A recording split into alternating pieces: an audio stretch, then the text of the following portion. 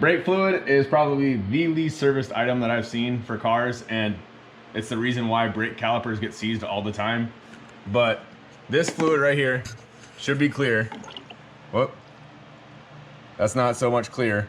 And then this is already after we did brakes, because one of the calipers seized, so we were just slapping it together, and we just turkey basted this out, and it was black. So I'll show a picture of that, but we're just gonna go through and actually flush the whole system. So again, we're gonna have to turkey baster this out and then bleed it all out. Make sure before you do this that your brake calipers bleed screws are actually free, because if not, you're gonna put yourself in trouble and put yourself out for a day or two. So basically you just start here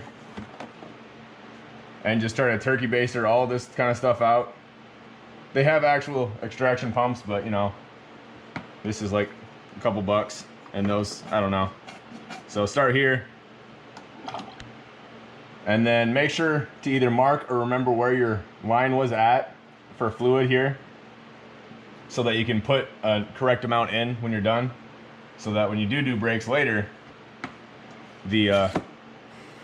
that's not how that works.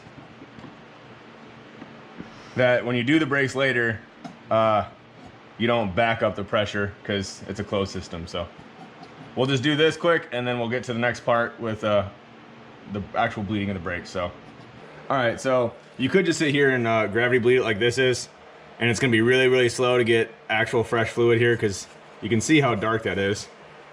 Again, at some point in time, I'll show you the clear version of that, but that's not clear, so how well can you see that? Kinda. So my brother here is gonna hop in and start pumping the brakes just like he would bleeding the brakes itself. So we'll start doing that and get this to actually come out clear and show you what it's supposed to be looking like. All right, pump it. Just keep pumping. So you can see as it's coming through, you can push it and it's going a lot faster, and then make sure to just keep it up. See how this hose angled up? So that way no air bubbles get back into it and it's all just fluid. He's just gonna keep pumping. We're just make sure that the brake fluid level is doing all right. And it's already starting to clear up just a little bit, but it's gonna take some time.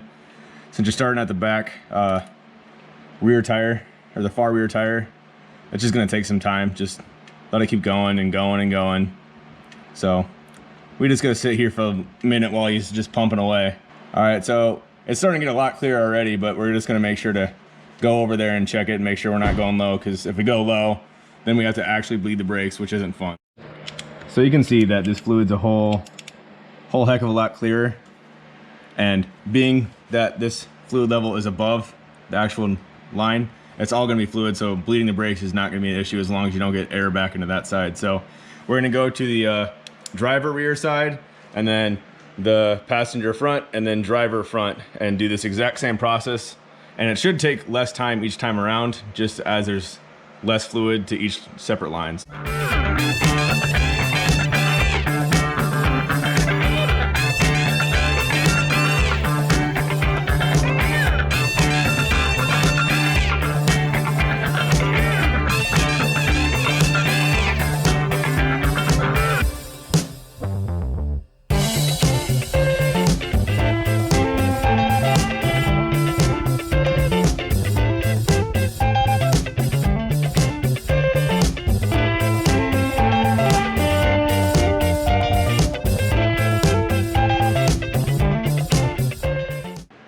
That should be the last thing. You know, you just gotta give her a little top off here. Let's see. All right.